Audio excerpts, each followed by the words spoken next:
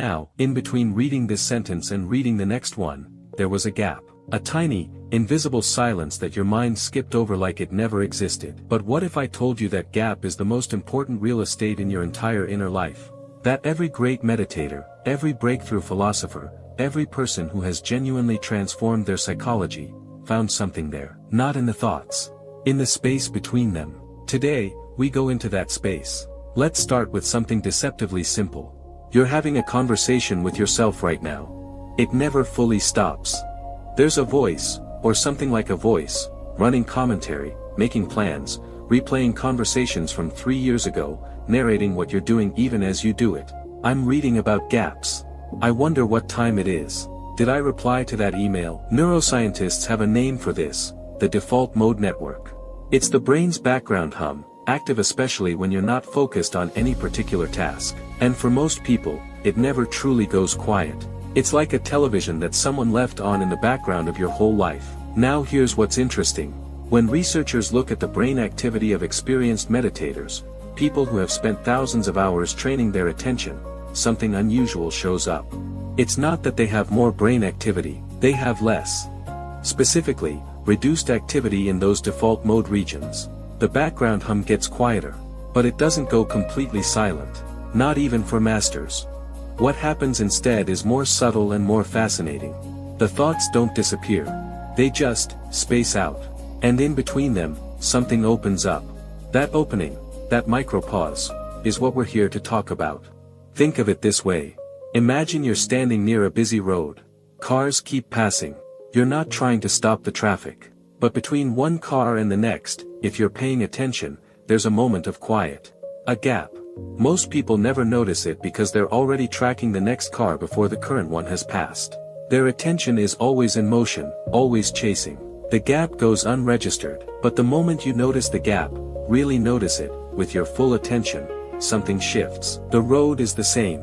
The cars are the same, but your relationship to the whole thing has changed. That's the first thing to understand. The gap doesn't have to grow for it to matter. You just have to start seeing it. The gap between thoughts isn't a modern discovery. In fact, it might be the oldest discovery in contemplative history. In Tibetan Buddhism, there's a concept called Rigpa, often translated as pure awareness or naked awareness. It's described as the natural state of mind when it's not caught up in the movement of thoughts. The Tibetan teachers describe it this way: thoughts arise, like waves on water. They peak, they pass, they return to the water. What you're looking for is the water, not the waves. The waves are the water, but the water isn't only the waves. The gap between thoughts, in this framework, is a glimpse of Rigpa, not some extraordinary mystical achievement. More like, suddenly remembering you're in a room when you've been completely absorbed in reading. Oh, I'm here. The awareness that was always present, just not noticed. The 9th century Zen master Huangpa said something that confused monks for centuries. He said, "The foolish reject what they see, not what they think. The wise reject what they think, not what they see." What he was pointing to is this: your direct experience. What's actually happening right now, the feeling of the air, the weight of your body, the raw aliveness of the moment, is always available. It's the thoughts about experience that pull you out of it. The gap is where you fall back into what's actually real. Now let's come west. In the Stoic tradition, Marcus Aurelius, Epictetus, Seneca, there's a similar recognition, though framed differently. The Stoics were obsessed with the space between stimulus and response. Something happens. A person says something harsh. An obstacle appears. A fear arises. Before you react, there is a moment, brief, easy to miss, where you are not yet swept away. That moment is where virtue lives. Where reason operates. Where you have genuine freedom. Viktor Frankl, the psychiatrist who survived Auschwitz, wrote about this with extraordinary clarity. He famously said, "Between stimulus and response there is a space. In that space is our power to choose our response. In our response lies our growth and our freedom." That's not a poetic metaphor. That's a precise description of a psychological reality. The Stoics would say, the problem is never the event. The problem is the automatic, unexamined story your mind immediately attaches to the event. The gap, if you can access it, is the place where that story hasn't yet been written. Where you are still free to choose what this means and what you will do. And then there's the contemplative Christian tradition. The Desert Fathers of 4th century Egypt talked about hesychia, stillness, silence, inner quietude. Not the absence of life, but a kind of living stillness beneath the agitation of the mind. The Spanish mystic John of the Cross described la noche oscura, the dark night of the soul, partly as a stripping away of the mind's endless activity, its noise and its grasping, until something more fundamental is revealed. Different maps. Same territory. Let's bring it into the lab. In the last 2 decades, neuroscience has started catching up with what the contemplative traditions have been saying for millennia. And the findings are, frankly, remarkable. Here's the baseline. Your brain generates somewhere between 6,000 and 70,000 thoughts per day, depending on which study you read. Most of them are repetitive. Research suggests roughly 90 to 95% of your daily thoughts are the same ones you had yesterday. They're habits. Mental grooves worn deep by repetition. Not original, not helpful, just momentum. And here's what's crucial. Most of the time, you don't experience these thoughts as thoughts. You experience them as reality. A worry about money doesn't feel like a thought about money. It feels like money genuinely threatening you right now. A thought about being disrespected doesn't feel like an interpretation.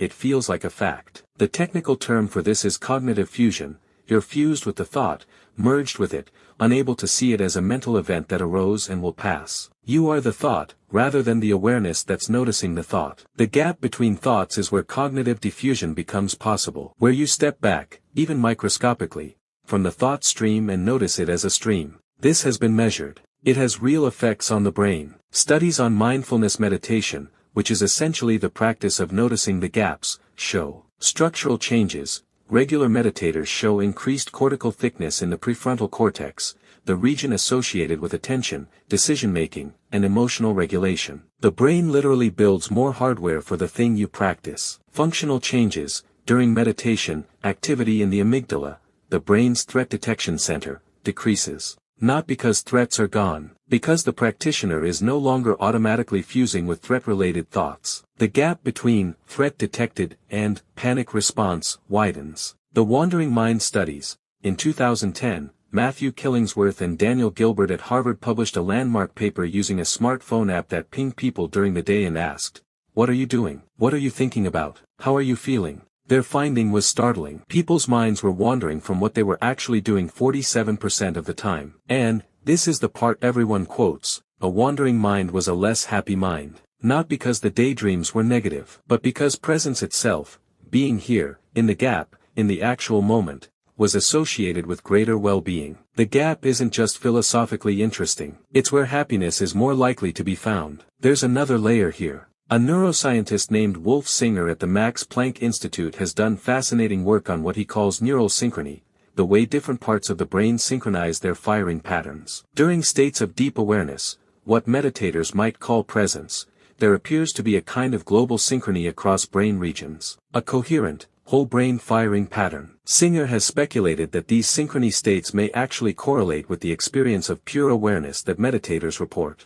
not the content of awareness. The awareness itself. This is mind-bending. The gap between thoughts may not be empty. It may be a different mode of processing, one that's integrative, global, and in some sense more fundamental than the localized, content-heavy processing of ordinary thought. The tradition was right, there is something in the gap, and we're only beginning to have the instruments to measure it. Now let's get practical about what the gap means for your inner life. Most psychological suffering has a specific structure. Let me walk you through it. Something happens. A rejection, a failure, a harsh word, an unexpected loss. Then, almost instantly, the mind begins narrating. And the narration is almost always more extreme than the event. They don't respect me. This always happens to me. I knew this was coming. I'm going to lose everything. I can't cope. I'm fundamentally broken. These thoughts compound each other. Each one gives birth to the next. What started as a moment of pain becomes a spiral of interpretation, and before long you're not experiencing the original event at all, you're lost inside a story that's been building for minutes, hours, sometimes decades. The gap is the interruption of that spiral. Here's a simple experiment. The next time you feel a strong emotion, anxiety, anger, shame, whatever arises most readily for you, try to catch the exact moment it begins. Not the peak. The beginning. Because there's a tiny moment, before the story fully assembles, where you can feel the raw sensation without the narrative. Just a tightening in the chest. Just a heat across the face. Just sensation. That's the gap. That's the crack in the wall before the story floods in. Psychologists in the acceptance and commitment therapy tradition, ACT, have built an entire clinical framework around this. Their core insight is that psychological suffering isn't caused by bad thoughts or painful emotions. It's caused by fusion with them, and by avoidance of them. The moment you can observe a thought rather than be the thought, something fundamental shifts. The thought loses its automaticity, its power to pull you. You can see it for what it is, a mental event, not a command. They use a technique called diffusion, watching thoughts like cars passing, or clouds moving, or words printed on a screen. The point is to create just enough distance that you stop treating the thought as gospel truth and start treating it as a thought. One of thousands today, likely wrong, definitely temporary. The gap is that distance, made inhabitable. There's a related concept from Carl Jung that I find equally powerful. Jung talked about the difference between ego, your ordinary narrative self, the one planning and worrying and remembering, and something he called the self, the larger, more integrated psyche that contains but is not limited to the ego. For Jung, the ego is like a story the self is telling. And when you're completely absorbed in the story, you've forgotten you're the storyteller. The gap, that moment of stepping back, is the self recognizing itself, not in opposition to the ego, not trying to escape thought, just, wider than it. And this is important. This is not about becoming calm all the time. It's not about eliminating the thoughts. It's not spiritual bypassing, using meditation or presence as a way to avoid dealing with your actual life. The gap, when you genuinely inhabit it, doesn't make you passive. It makes you more precise. You respond rather than react. You speak from what you actually think rather than from what fear is saying. You can hold a difficult feeling without being destroyed by it. The gap is not an exit from your life. It's a truer entrance into it. Alright, let's get concrete. Because the gap is only useful if you can actually access it. I'm going to give you 5 access points. These are not theories. They're practices. Things to do with your actual attention, today. Access point 1, the breath pivot. The most ancient and reliable method. You're not trying to relax. You're not trying to empty your mind. You're doing something specific. You're noticing the end of the exhale. At the end of every out-breath, there is a natural pause. The lungs are empty. The next breath hasn't started yet. This is an actual physiological gap, and it mirrors the gap between thoughts. When you put your attention there, you're training yourself to inhabit pauses. Try it now if you're able. Breathe in, breathe out, and at the end of the exhale, stay there for just a second. That little window of emptiness before the next breath begins. That's the gap, made physical, made findable. Access point 2, the split-second backwards look. This one is subtle but powerful. When a thought ends, not when it begins, but when it ends, there's a brief moment where you can catch the silence before the next thought arises. Most people's attention is already chasing the next thought before this happens. The practice, after a thought completes, look backwards, into the space where it was. Don't try to hold the silence, that creates tension. Just notice it. Even if it's 1 second. Even half a second. That's enough. You're not trying to build a gap. You're learning to recognize one that's already there. Access point 3, sensory anchoring. This is for people who find pure attention work frustrating. Instead of hunting for the gap, flood yourself with sensory input. 5 things you can see. 4 you can hear. 3 you can feel. 2 you can smell. 1 you can taste. By the time you've done this, your thought stream has almost certainly slowed, not because you stopped it, but because sensory processing and ruminative thinking compete for overlapping resources. You can't be deeply in the body and deeply in the story at the same time. The sensory approach gets you into the body. From there, the gap is accessible. Access point 4, the stimulus pause. This is the Stoic method, updated. Pick one repeating stimulus in your day, your phone buzzing, a door opening, someone saying your name, a notification sound. Every single time it happens, take 3 seconds before responding. Just 3 seconds. Don't think about the response. Just, be here, with the stimulus, before the machine of habit kicks in. Over time, this 3-second pause becomes a real pause. A genuine interruption of the automatic. And that interruption is a gap. Small, predictable, trainable.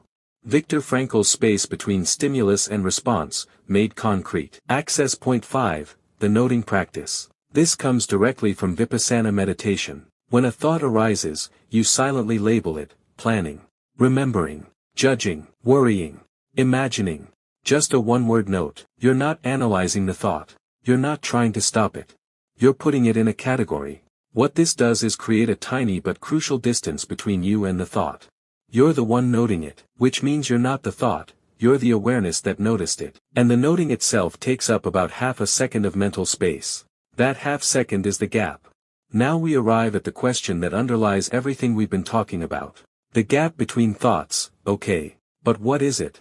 What's actually there? One answer, the most modest answer, is nothing. The gap is just the absence of thought. A blank, silence, no content. And that's fine. Silence has value. Rest has value. But I think this undersells it. Because what gets reported by people who genuinely inhabit the gap, and this is consistent across traditions, across cultures, across centuries, is not nothing. It's not blankness. What gets reported is something more like presence, aliveness, a sense of being here, of existing, prior to any label for that existence. The philosopher Douglas Harding described it as discovering that you have no head, meaning, you can't see your own face, and in that sense there is this openness, this space, at the center of your experience, with the whole world arising in it rather than outside it. He called it headlessness, and while the language is strange, the pointing is precise. There is something that registers all experience that is not itself a thing within experience. The Buddhist teacher Rupert Spira frames it this way: consciousness is not a product of thought. Thought arises in consciousness. In between thoughts, what remains is consciousness itself, not your consciousness, not my consciousness, just the fact of awareness. Open, undivided, not located in a skull but somehow everywhere the experience is. Now I want to be careful here. I'm not asking you to adopt a metaphysics. I'm not saying the gap proves the self is an illusion, or that you are one with the universe, or anything like that. These are extraordinary claims that require extraordinary evidence, and this talk is not the place to adjudicate them. What I am saying is this: something is there. Something that is not made of language, not made of narrative, not made of memory or anticipation. Something that was there before this thought arose and will be there when it passes. When you access the gap, you're not accessing nothing. You're accessing the most basic fact of your existence, that you are here, aware, alive, prior to any story about what that means. And that simple fact, which sounds so bland, turns out, for most people, to be far more stabilizing, more nourishing, more grounding than anything that happens inside the stream of thought. Not because you've achieved something, but because you've stopped mistaking the map for the territory. You don't need to go anywhere to find the gap. You don't need a retreat, a teacher, a particular technique. It's already here. It's always here. The thoughts are the gap's backdrop, not the other way around. The gap is not something you manufacture. It's something you stop overlooking. And here's the practice I'd leave you with. If you do nothing else from everything we've discussed today, just once, at some point in the next hour, notice the end of a thought. Not the thought itself. The silence after it. The moment before the next one begins. 1 second. That's enough to start. Because once you've seen it once, really seen it, you'll see it again. And something will begin to shift. Quietly, undramatically, at the level where all real transformation actually happens. In the gap.